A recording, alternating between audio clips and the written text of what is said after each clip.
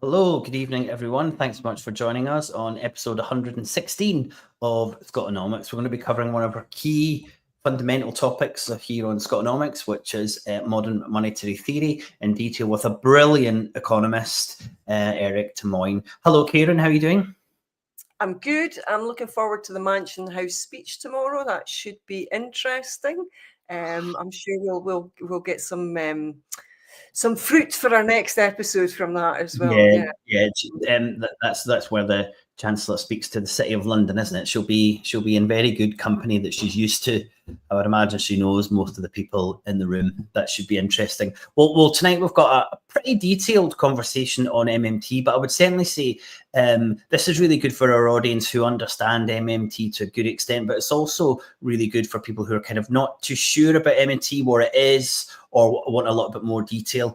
We spoke to Eric over, I think I had him for over an hour. There's a 50 minutes that we're going to show tonight. We've got almost an hour on the Patreon site, which you can join for free, although you need to pay to get the extended membership, the extended episodes. But this is a wonderful 50 minutes. We cover lots of areas, but I really wanted Eric to focus on how he thinks that the discipline is moving from description to prescription. So this is rather than just an understanding of the monetary system and monetary operations, what can you do with that to inform the type of policies that MMT practitioners want to see? So it's a fascinating conversation. I think it's going to be one of a kind of pretty much a seminal conversation as we move from description to prescription. I really hope you enjoy it. Eric's fantastic. I interviewed him on the day of the American election, so we have a little bit of a chat about that. And then we're into the MMT.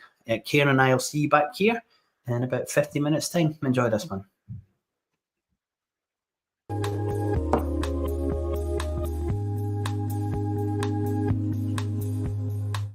Eric Tymoigne, thank you so much for joining me on SCOTONOMICS. Thank you for having me. Well, we're having this conversation on the morning of the 5th of November, which is, of course, election day in the USA. So before we get into MMT and all the details, I just thought it'd be really interesting to get your views on what you think is likely to happen today and over the next week, and what kind of impact do you think this huge decision will have on the American economy? So, yes, this is quite a stressful day today. I'm going to be in Washington, D.C. actually in 2 days. So if Trump doesn't get elected, there might be quite a scene there. Well, we'll see. But overall, yes, it's if we have Trump, there are significant consequences for the United States and for the world in general. In terms of environmental policy, in terms of foreign policy, in terms of internal domestic policies also.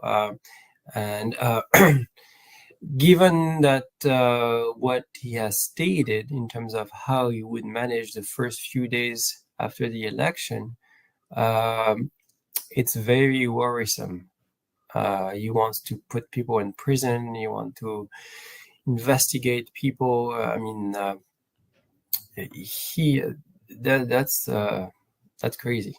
On the other side, Harris too has her own baggage. The war in Gaza is a main problem there. I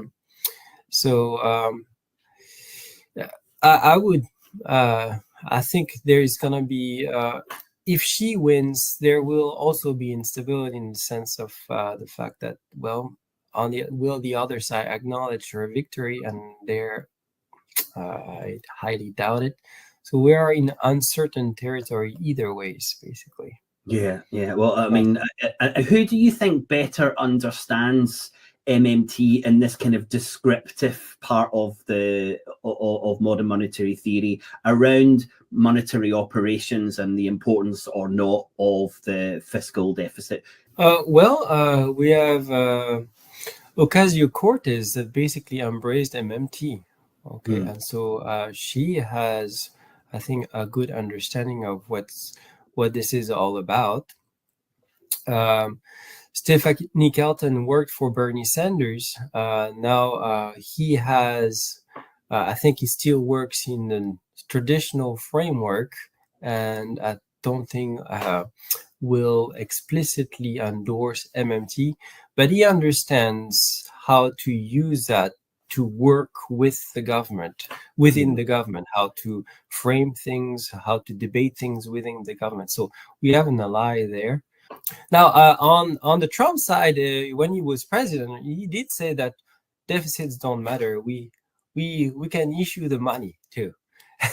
So now I don't know if we can trust what he says, because his thoughts change every minute or every second too. And he basically followed the wind and whatever is the most convenient for him at the time. He did make those statements, but it's just very superficial, I think. We have to look more for the progressive left, for some people who are willing to take the argument seriously and work with it, basically. Either explicitly when framing issues, when talking to the public, or more within the government and understanding what can be done there. I think that's what you've set up in the chapter that you've written in the Elgar Companion to Modern Monetary Theory, which has just been published this year. And I think that's kind of, you're looking to see how MMT can help frame our economic and political choices. Is that a fair summary of that chapter? Yes. Okay. Because ultimately, I think that's maybe something that is kind of paradoxical among MMT. We spend a lot of time on the financial side of things, trying to explain the nitty-gritty, the institutional aspect of government finance, to ultimately say that, oh, this is irrelevant. Yes. And that really the focus of attention should not be there. Because that's not what matters. What matters ultimately is how you make policy. And so the question becomes that now that we know that finding the money is not a problem, okay, how does that impact the way you make policy and how you frame debates, how you discuss issues, how you look at the problem and try to find solution for it. And for our viewers and our listeners, that's what Eric's going to do for us today. But before we get into those details, you start the chapter, and one of the kind of talking about what the opponents of MMT think, and one of the really important sections in there is this idea of the noble lie. Would you like to just kind of explain that and its impact that it has on, I suppose, the conventional wisdom, but also on anyone who's trying to bring a more focus on the alternative to this kind of this noble lie? Yeah, so that's the same thing. You can basically back all the way to Plato, okay? And the idea is that we need to tell a lie to the population, but for its own good. Okay, because if we don't tell that lie, then there will be societal chaos, and we will not be able to organize society in a coherent way. So when applied to budget finance, so fiscal government finances, what the lie is that we need to balance the budget either every year or every other year. So if one year we have a deficit, the next year we need to have a surplus, so that across the 2 years we have a balanced budget. Okay, and so that's basically the lie. Okay, and the idea is that if we don't do that, then what's going to happen is we're going to have financial instability. We're going to have basically chaos in the budgetary process. Yeah. So the mainstream is aware of effectively the kind of one of the core MMT tenets is that taxation and borrowing isn't needed to fund government expenditure, but they're happy to say that for the greater good, the belief that it'll help secure a kind of functioning government. And that's where we start in your chapter. That's where we kind of start and say, well, okay, so how do we reframe that and what are the dangers with taking that narrative forward. It's as much a kind of institutional analysis as opposed Keynesian. We're looking at these institutions in detail and showing how they work. And that's what I think allows you to be kind of undeniably true as much as you can in any field of economics. So you talk about three main points that come out of this kind of institutional analysis. Could we go through these individually? So the first one you kind of state is that finance is not scarce if spent on domestically produced goods, and then we'll go through the other two. The idea of, again, the noble lie is that there is a scarce spot of saving, or there's a scarce spot of funds that is basically there, and the government has to compete with the private sector for that pot of fund. And so if the government competes too much, that's going to raise interest rates and create problems for the private sector to stimulate, to basically engage in economic activity. And so that will lower economic growth. What we are saying with MMT is no, the finance does not depend on a scare pot of savings out there. Okay. Finance is a flex tool that can be created on demand. And that's true not only for the government, but also for the private sector. Banks basically are monetary creator too, okay? And they face constraints that are different from government, but they don't face a constraint in terms of a limited pool of funds that they can draw upon and lend to people. That's not how banks operate. For the government, it's the same thing. Okay, the government has monetary sovereignty, so it issues its own currency, and so it can always find the money to buy things that are priced in the unit of account of that used by the government. Domestic goods, or that can be broader. Even if there is a foreign demand for the government currency, people abroad will price goods and services in the domestic currency of the foreign government. Like the US government can buy things abroad more easily because people are selling those things in US dollars. It's kind of combining the first two to cover that. So thank you. And then the third one was that monetary sovereign governments are not like households. And this is just not a good reference point. So would you like to give us a wee bit more detail on that one? Households are users of the currency. Government are issuer of the currency. So households can run out of money. They can face bankruptcy, insolvency, liquidity problems because they can run out of money. So government can't, as long as its obligations are denominated in the national currency. US government can make all payments that are due as they come due. Okay, Social Security payments can all be made despite all the craziness about Social Security going insolvent.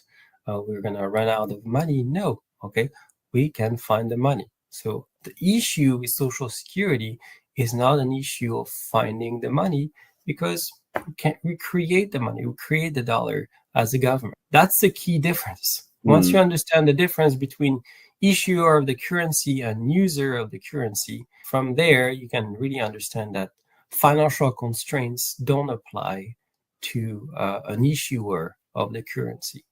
They do apply to the users, but not to the issuer.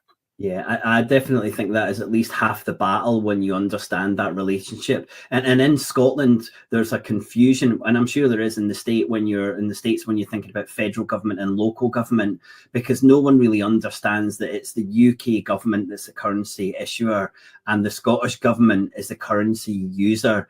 And maybe people can see the distinction between government and household, but they're not seeing the distinction between currency issuer and currency user. And that's the most important point, isn't it? There's different types of government, but there's only one part of government that's issuing the currency, and that allows it to have so much more power and authority and agency than any other user, like a household, a business, or another form of government. Exactly. Great.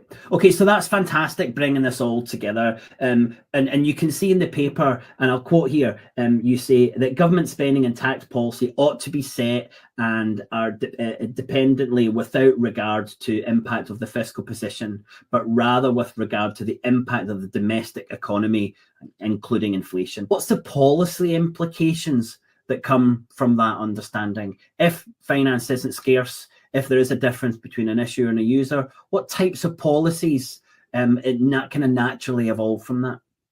So that changes your optic, because, and that more than the optic, that's also changing the relevance of financial outcomes, because now you don't frame your policies and your discussions surrounding these policies in terms of how we're going to pay for it, meaning how are we going to balance the budget.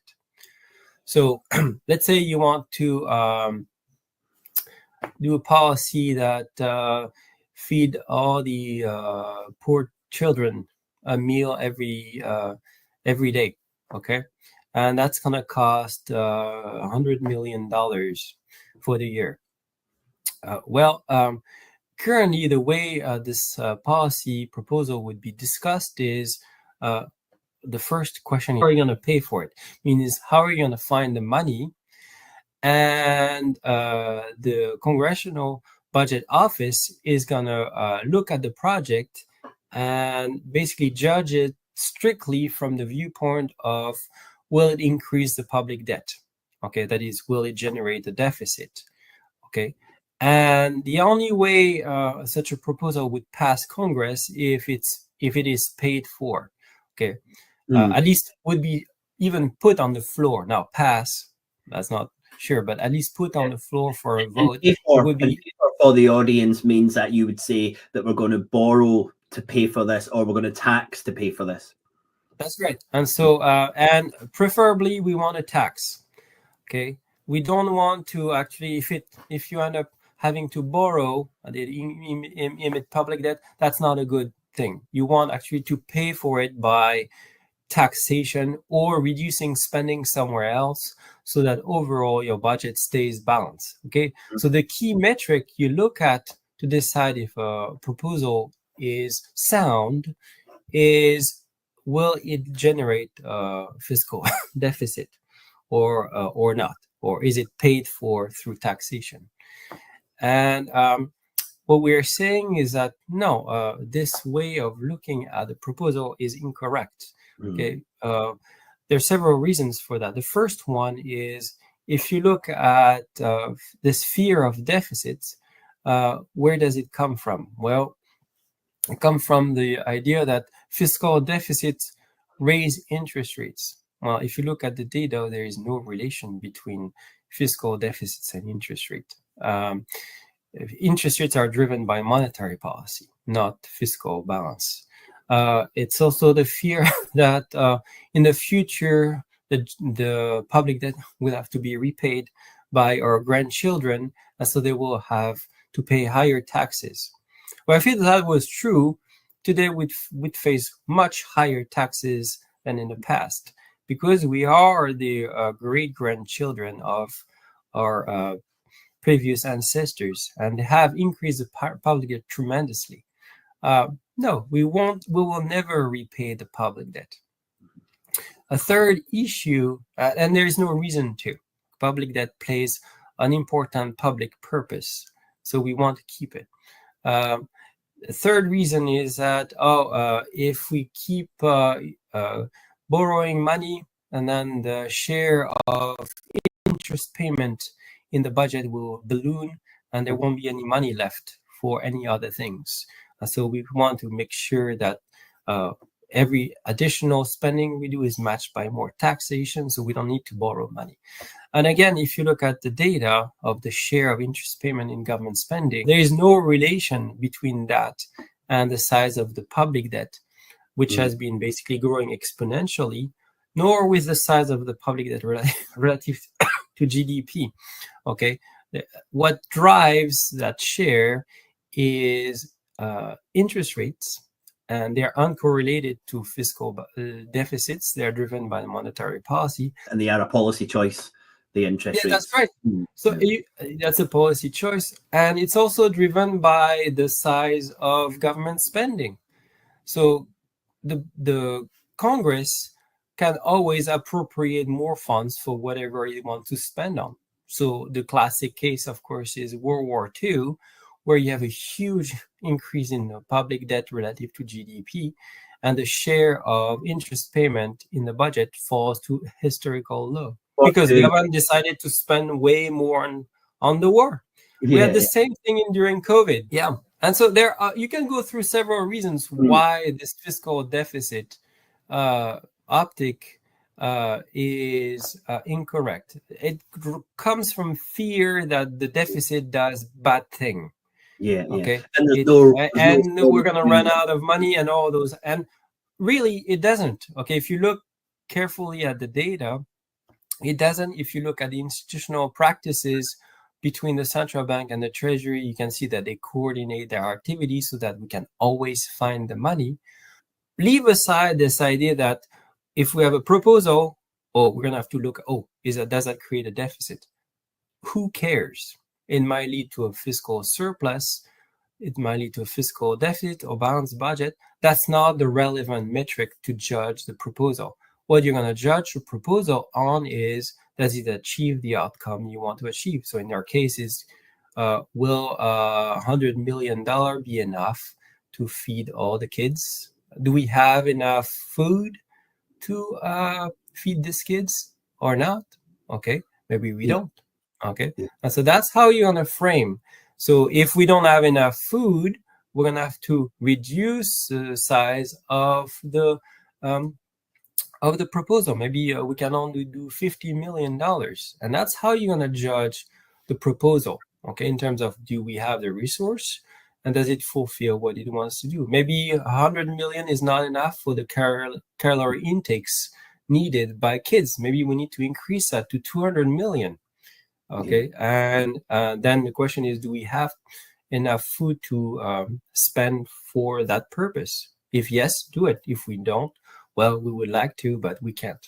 This is a hugely important point that you're making, is that currently, you've got the Congressional Budget Office in the States. We have which I refer to as the Office for Austerity in the UK, and it's judging everything simply on whether or not it's adding to the deficit, and it's not looking at the kind of efficacy of these proposals, the justice inherent in every economic decision. And you kind of covered how you can look at that differently. There's also an element of, you're spending this money, will it increase inflation? And you're looking at your kind of scorecard for these proposals. And I just thought this was just an incredibly kind of refreshing way to look at policies. And I think most people would say, what makes more sense? Does it add to the budget as the reason to do it, or does it achieve what you want to achieve? Are the resources available, and does it have any kind of meaningful impact or negative impact on the economy? And it's so clear that the best way for an economy to do this is to take this kind of multi-scorecard approach, and you can only really see that when you realize that you aren't having to try and find the money from somewhere else. So I think a new role for these budget offices kind of comes out really clearly from that. And there's another point. Even balancing the budget may not allow you to do what you want to do. So, for example, let's say we decide to have a policy that says that we're going to buy a house for everyone. We're going to give $1 million to everyone in the United States to buy a house. Okay, maybe it's too big of a house. Let's do $200,000 for most people. That's good enough. Okay, $200,000 to everyone so they can buy a house. Okay, don't need to take a mortgage. You just buy a house like this. Okay, and we say we're gonna pay for this by taxing the wealthy proportion, the wealthy people. Okay, all right. Well, and so we have a paid for proposal according to the logic of sound finance. And so this should roll through easily. Well, from the point of view of MMT, this is highly problematic because you are not looking at the proper criteria to see if that policy is sound. What you have to figure out is, well, hold it. Do we have enough lumber? Do we have enough material, basically, to make these houses? Okay.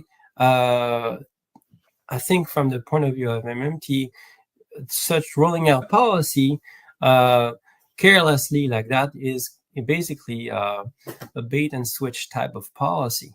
Okay, it's not going to be doable, even though you have balanced the budget. Yeah. Okay, that's not, and so that's where these metrics of just caring about balancing the budget and framing your policies in terms of, we're going to be insolvent because we didn't balance, and so we can't do it. Or we have balanced the budget, so we can do it, are the incorrect way to look at the problems. And that's true for housing, for aging society, for the environment, for all those policies, basically. Yeah, and I agree completely. And another thing that I thought was really important in your chapter was when you were saying, well, actually, if you frame this, that we need the wealthy to pay for these things in a society, then I think you said you're kind of endangering democracy. And if the government's seen as this kind of Robin Hood role where it is stealing from the wealthy to give to the poor, then that can kind of undermine a democratic process as well. I think I come from the United States, where money plays a huge role in politics. And basically there is a straight 1-to-1 correlation between the amount of money that a politician obtains in a campaign and its probability of being elected. So this idea of the role of money and its influence on political outcomes is really highly present in the United States. And so, yes, and so that generates a highly undemocratic society, where the wealthier segments of the population has basically much higher capacity to influence the policy agenda and frame discussions and to skew policy toward its own interests. And so by using we need to tax the rich to pay for things, we basically reinforce that narrative and reinforce the power of the rich. Okay, and basically we tie our own end to their own interests, basically. And so that makes for a far less democratic society. And there are plenty of studies that look at that, okay, that look at what is the probability of a policy passing with the percentage of the population that approves it. And for the general populations, there's basically no relation between the percentage of people who agrees with the policy and its probability for it of passing. Whereas if the higher, the wealthiest have an agreement, are more in agreement with the policy, that has a much higher chance of passing. Could you just explain briefly, using this kind of MMT lens, how we viewed the Second World War and what happened and how we viewed the COVID experience? Going back to World War II first.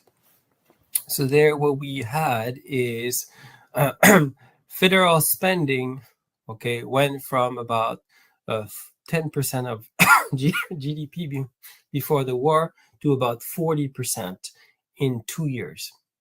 Okay, 45%. So we quadruple the size of government spending in the economy in about 2 years. Okay, and that doesn't lead to huge inflation. Okay, and how did we achieve that? And it didn't lead to ballooning interest payments on the public debt that eat up all the budget. It did lead to a huge increase in the public debt. Okay, so how did we do that? Well, first of all, we had the help of the Federal Reserve, which is not something exceptional. Okay, this occurs on a routine basis. Okay, the Fed always helps the Treasury to find money. And so this idea that you have independence of the Fed in the sense that the Fed doesn't care about the Treasury's need is incorrect. Okay, it has independence of monetary policy making, but it always helps the Treasury. But that was an essential component at the time. In addition to the main problem for governments, finding the money was not the problem. The problem was find a way to reallocate resources away from private use toward public use, because increasing government spending that much required sacrifice on the private side, because we could not grow the pie quickly enough, okay, to basically increase the share of government spending quickly by producing more quickly. Okay, we had to basically take away from the private sector into the government sector. So what did we do? Well, we retooled car production factories, okay, and we made them produce tanks. We had a lot of men that were going on the front, and so with that means a lot of white women had to be trained to work in heavy industry and to become engineers. For Black women at the time, they were already heavily involved in the labor market. But white women tended to be homemakers, basically. And if you look at women's magazine at the time, prior to the war, it's about the woman measuring with a ruler the distance between the plate and the fork, and making sure it's perfect. You have a table that is perfectly set. During the war, that changes. We see a woman doing a technical drawing to make planes, okay? And so you have to basically move a lot of people out of their houses into training them for building tanks, planes, and you want to look at both the production, but also the engineering. So you need to train people on that. And so that's what we did there. We also put in place price controls and wage controls. We incentivize savings. So we worked both on the supply side to try to basically do with the resources we have in terms of labor and capital and move that toward the war effort. And we also worked on the demand side by restricting wage earnings so that you limit spending, putting price controls, and things like that. Yes. Yeah. And there was also the war bonds as well, wasn't there? And again, you know, coming back to that idea of the noble lie, it might have been easier to say to people, you're paying for the war effort, than it was to say to them, don't spend at the moment because the inflation will cause huge problems. And you know, you can see that argument was made, you know, quite successfully then. So those are principles of MMT that said that the government can rank up spending if it wants, but and it's not inflationary depending on all these other things. Add one more thing though, the idea that I think when people hear the idea that the government cannot run out of money, they immediately jump to the conclusion, oh well, then we can increase. That means we're gonna increase government spending a lot. Okay, and why? Yeah. Okay, no. There is no relation between the fact that we cannot run out of money and the idea that we will spend more. That depends on the public purpose. Do we want more government involvement in the economy? I think if you look at the experiences of a lot of countries, that's not the case. Okay, a lot of countries do not want, for a variety of reasons, major involvement. Even though they have monetary sovereignty, they could. Okay, they can't run out of money, but they don't want to do it because they have a view that the government should have a limited role in the economy. Others want more. That's fine.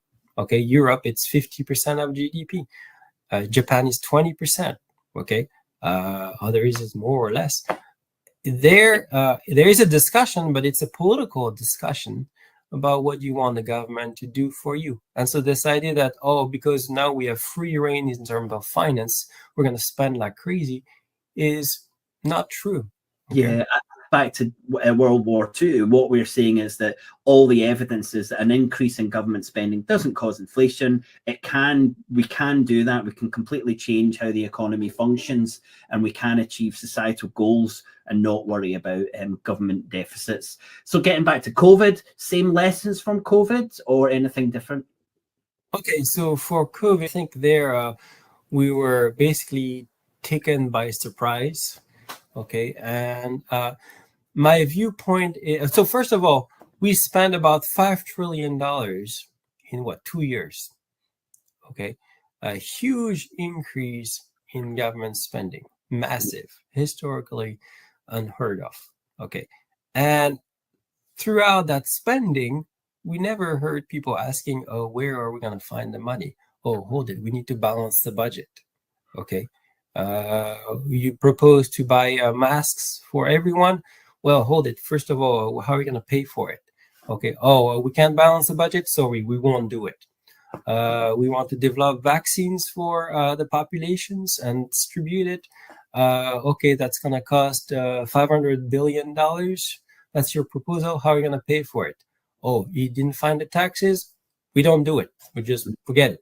So we're just going to cross our hands and wait for it to play out. We won't make masks. We won't develop vaccines. We won't provide any financial helps to anyone, because all the proposals that have come on the table are not finding the pay fors. Okay, no. If we had followed that logic, which is the sound finance logic, huge increase in death, massive financial misery everywhere in the nation. Okay, and financial instability as well, of course. Of course. Businesses closing left and right, huge unemployment, people are in desperate situations, and the playbook is that, okay, fine, we will let it play out. And that's actually the mentality of the early Hoover administration. Okay, these advisors really didn't want the government to go in deficits, because they thought that this would create even worse outcome by the traditional story, crowd out investment by raising interest rates and all this. And the philosophy was, his Secretary of State, I think, said that we need to let it play out. We need to let the rottenness being purged out of the system. Yeah. So liquidate farmers, liquidate workers, liquidate businesses. It will purge selectively those who made bad decisions. And so we could, that's one way to do it, I guess. But that's not what is probably best for society. And so decided to leave that framing aside. Okay, and we do it any time of emergencies, wars, or we say, okay, forget it. We'll just do what we need to do. Okay, and so we spent $5 trillion. Now the question becomes: was that $5 trillion spent wisely? There we can have some discussions. I know for my part, for example, I received financial help during COVID, even though I was employed and my situation was not, I had no problem, but I still received extra money. I probably should not have received those funds. So we could have been more careful if we make a ex post argument. Okay, we could have been more careful and allocated. Now, if you go in at the time of the action, we have emergencies where it's hard to figure out who is having trouble and all this. There we made do, basically. And we'll let it go.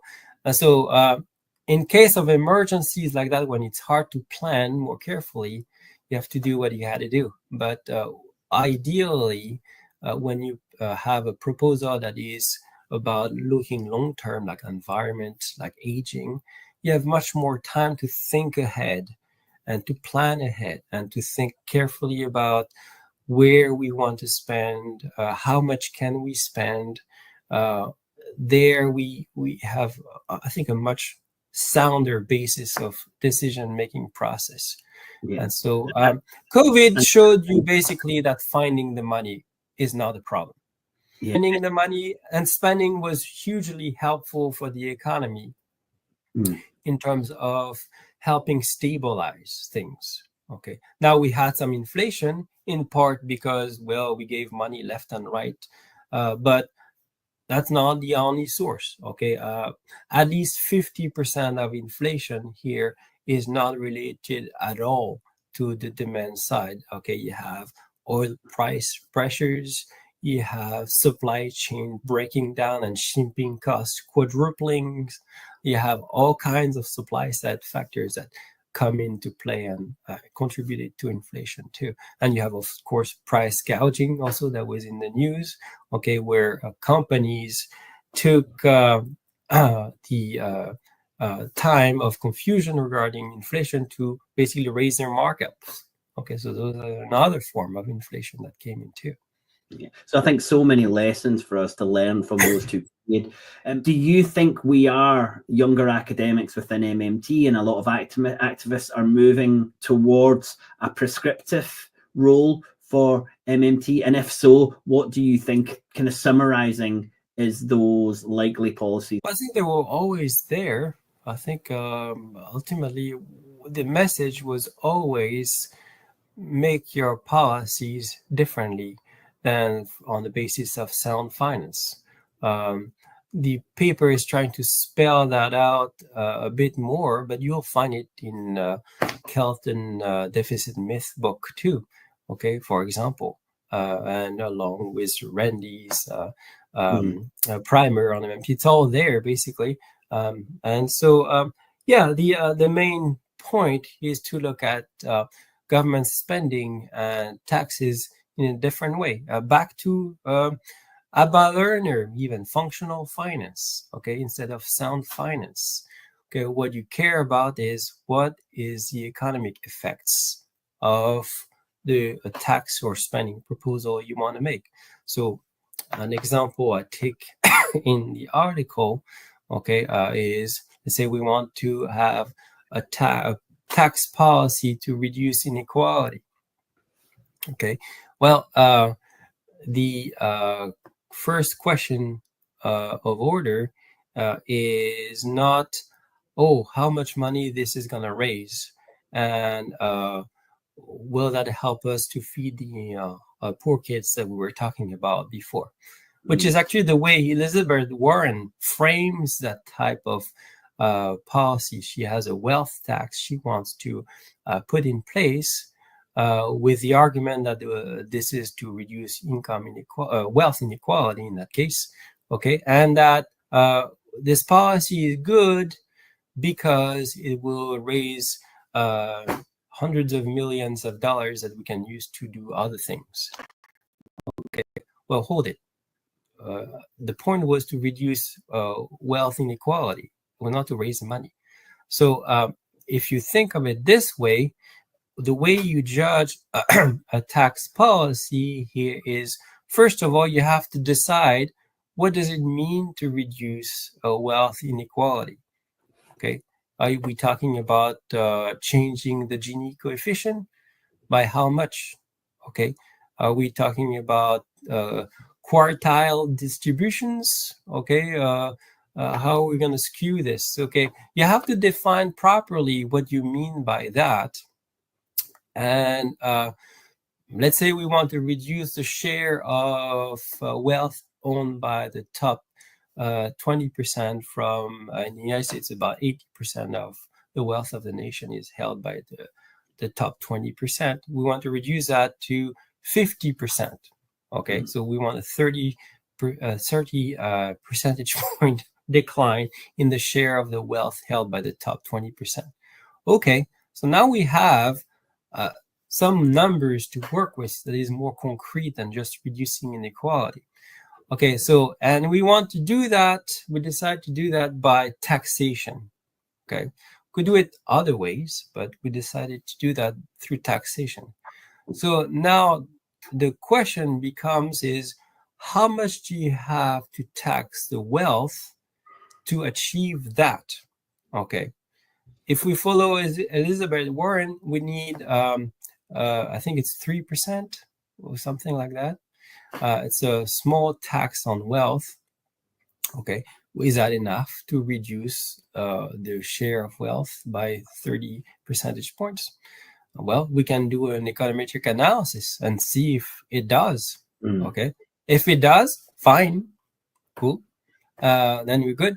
If it does more, then 3% is too much. Maybe 2% is enough, or 1. If it's not enough, we might have to increase that to 10% or 20% or more. Okay. And so that's how you're going to judge if your policy is effective. Does it achieve its goal, which the goal here is reduce inequality by 30 percentage points. Okay. That's what you want to do. Yeah. Now, will that raise money? Maybe, maybe not. Maybe if wealthy people are good at evading this taxation, it might not basically generate any funds. Okay, but if it's able to change the way they spend their money, in terms of where they put their money, maybe they're going to be incentivized to give away more money to private charities. So that gives another way to reduce inequalities. Okay, the point is that we could spend more time on it, but the point is you're not going to judge the efficacy of that policy in terms of does it raise $1 trillion that we can use for other things. Okay, you use it in terms of decreasing inequality. Okay, but what policies does MMT want to support actively? So rather than just saying you can do this, where are we in terms of the policy? Well, we have look at take the Green New Deal. That's something we actively supported. And the way we frame the proposal is not in terms of how many trillions of dollars it's going to cost, which is what the enemies of that policy said. They say it's going to cost $93 trillion. Unaffordable. We can't do it. Okay. What we looked at instead is, and that's back in 2020-ish. Okay. We say, given where we are now, and given the policy, the 1% plus 1.5% degree Celsius increase we want to try to target, how much resources do we need to allocate in terms of GDP percentage every year for the next 10 years to achieve that? Okay. Well, it turns out that at least the Green New Deal by itself is quite a small percentage of GDP. It's about, 5% growth in growth terms. It's a very small amount. Okay.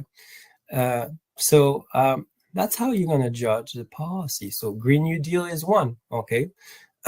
Job guarantee is, of course, a staple policy proposal of the MMT framework. Okay. The idea is that leaving people unemployed is creating huge costs, both individually and for society. It's linked to crimes, drug use, violence, and basically huge enforcement in terms of money is wasted for policing all those stuff.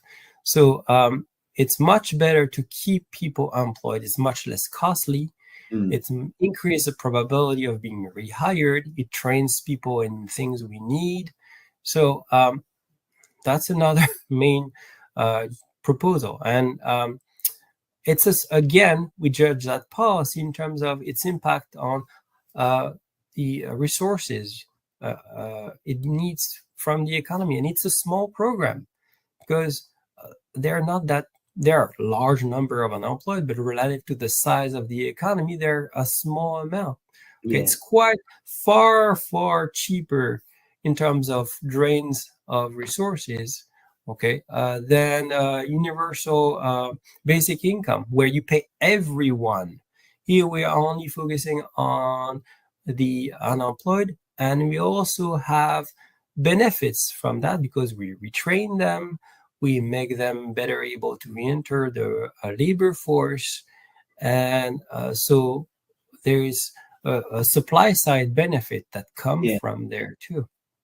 So those are two policies. Yeah, and I think those are, fairly concrete policies. But I think we're into the space now, and and I'll quote you here. But you say most MMT proponents back the recommendations of the United Nations report that promotes a policy agenda set on democratic decision making, full employment policies, social protection for the vulnerable, an effective justice system, gender and racial equality, respect for human dignity, responsible fiscal policies, and environmental justice.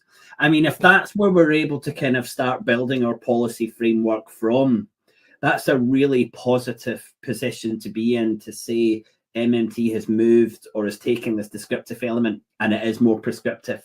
And that's where I think that a lot of the activists, certainly that I know, and the younger academics like yourself and Dirk Kent, really want to see the discipline going. And I think you've given a really good foundation for that. But you often hear people saying, no, you can't do MMT.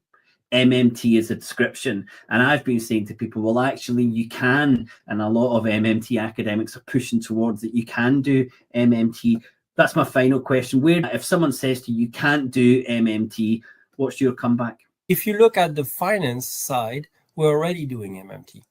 Because as we say, it's a description. So the financial praxis, that is the way government functions today, is following MMT, because MMT is just exposing that basically to the public, looking at the fact that the central bank and the treasury work together on a routine basis.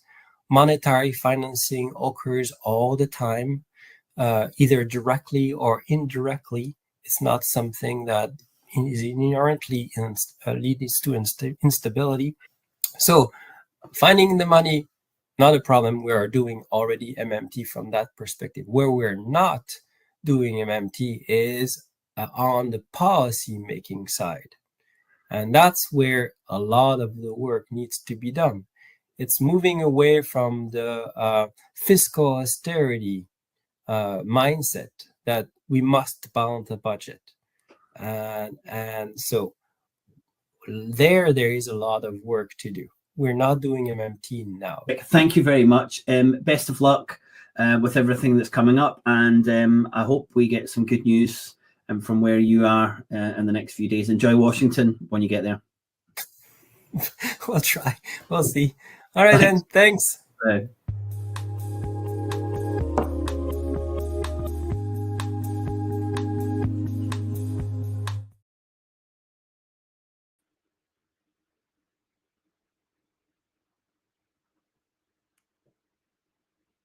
Well, that's another cracking interview, I think, from SCOTONOMICS. It was really good to get Eric on this week. Karen, that's the first time you watched this interview through fully.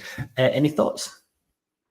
I guess my concern again would be, and we discussed this before the start of the program, I think Eric's talking from a very USA-centric perspective, this idea that we don't want to scare the rich by talking about how we need to tax the rich in order to put policies through.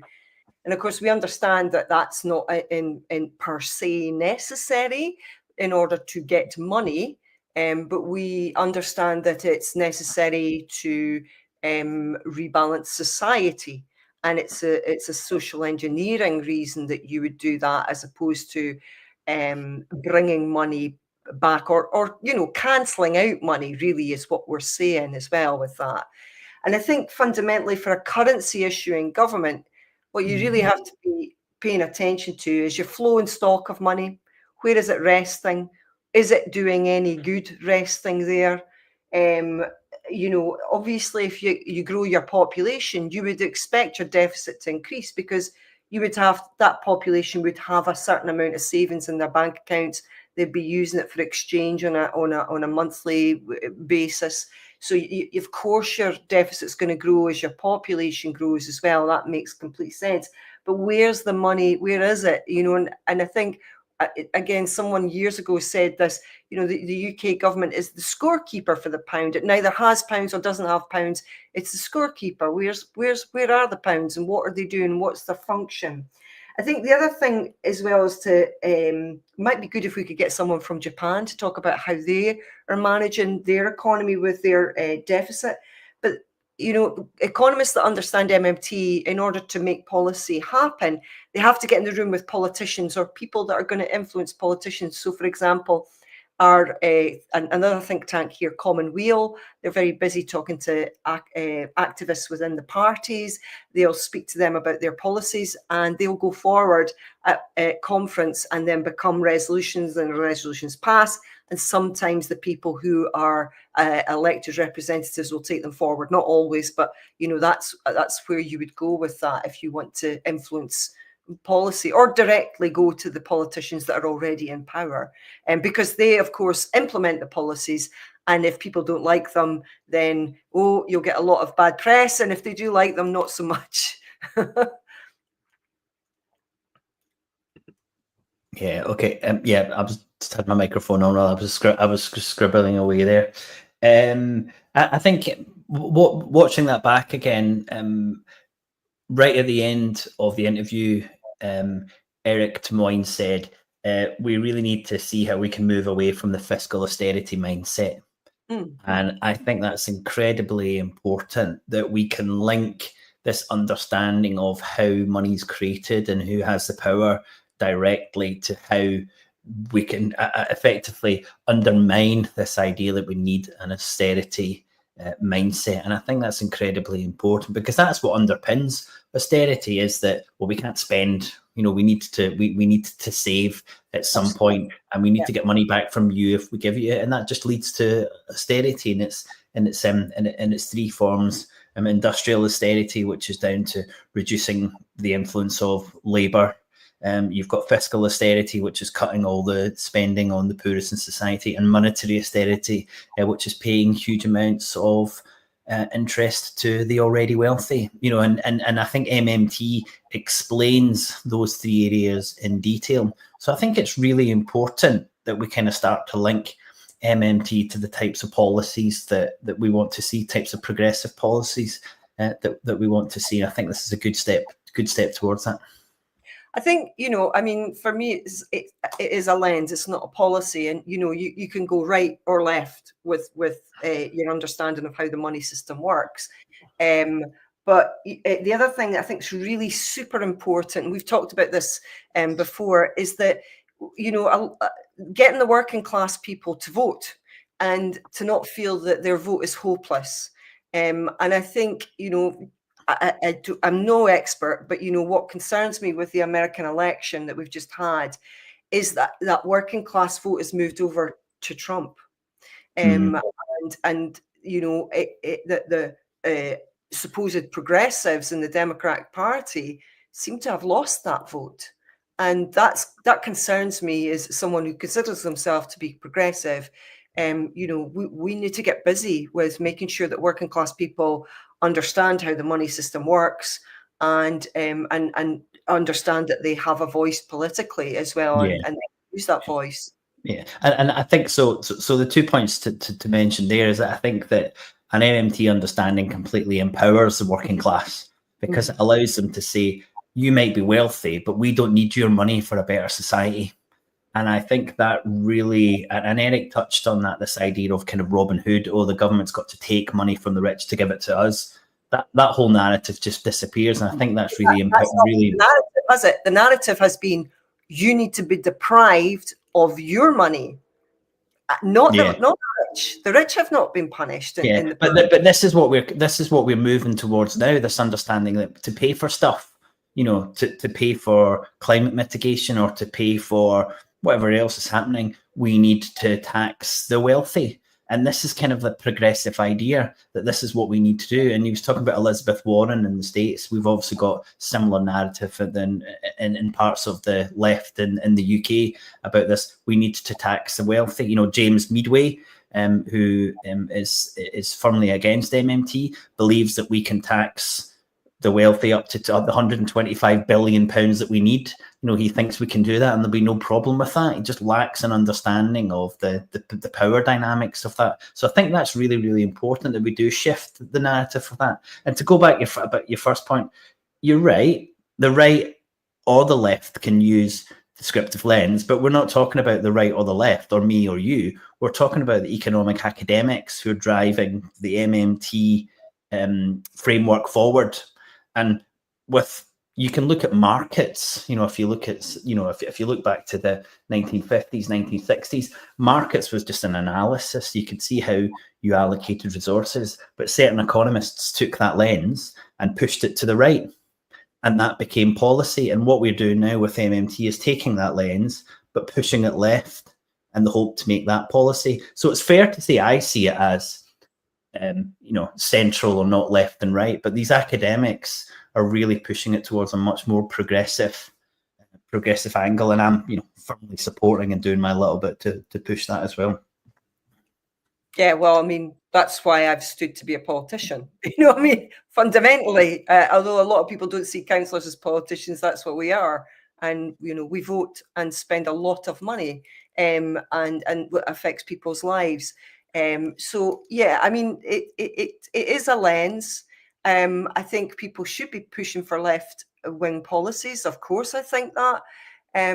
But at the same time, I think we really have to make sure that everyone feels empowered, as many people feel empowered as possible, that when they go to the polling station, they understand what they're voting for, but also the politicians as well, that they understand it. And, there's an awful lot of politicians, who are part of the currency issuing government, in our case, Westminster, who I don't think really understand how it works. And that's a tragedy in and of itself, because they're not empowered either. No, and I agree with you completely. And I also feel there's a similar lack of an awareness of agency in the Scottish government.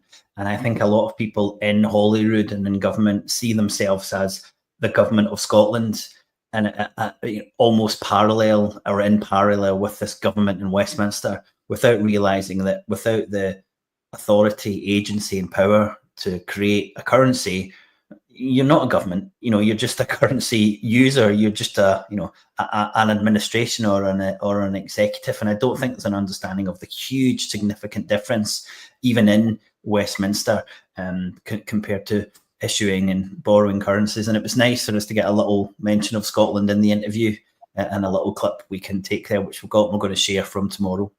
There was another interesting point Eric made about the fact that he felt he actually got too much money during the pandemic, more money than he needed. And that's an interesting point. And I think that, that reveals the importance of having good data on your population, so that when emergencies happen, you can target spending much more effectively. Because certainly, I think that clearly happened here. We know that happened here. And mopping up afterwards is probably more difficult than just having the right data in the first place and targeting policy much more effectively and cleanly and money, more importantly, to where it needs to go.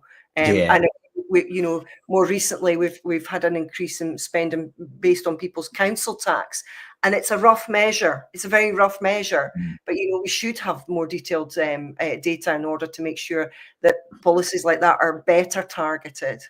Yeah, I think that's a crucial point. And just to highlight the importance of understanding how money is created. If you understand that it is the government creating money every single day and putting money into our bank account and then taxing it back at some point, when you understand that, then it completely changes your perspective and your understanding of how we spend for things that we need.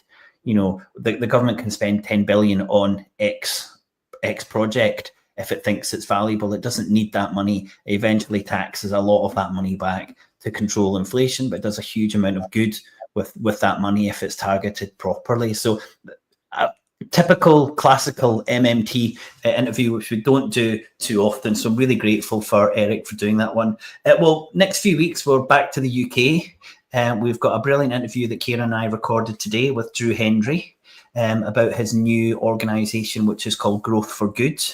So we had a really interesting conversation about that. We've got an interview with the Scottish Land Commission and their view on the Scottish Government's recent paper on national capital. And next week, I'm really excited by this. We've got a live interview, so we need you online live to ask questions to the Deputy Leader of the Green Party, Zach Polanski, and he's also an Assembly member, I think it's called, in London, part of the London Assembly. So it's going to be a really interesting interview, finding out his views on the UK economy. But he's someone who really gets MMT as well. So it's going to be interesting to see if we can get him and we can hold him up as a politician who's brave enough to talk about the real lens, and that there's no need for the noble lie, as Eric called it in the interview. So we hope we can see you all next week. We've got a few more episodes before we break for Christmas. Thanks very much for your support. We really, really appreciate it. Please do like and share and let people know that we're still creating a huge amount of content on Scotonomics. And next year, Karen, we're going to be doing even more, aren't we? Good try. Thanks for all your comments and questions. And we'll see you, hopefully, we'll see you all next week. Good night. Bye for now.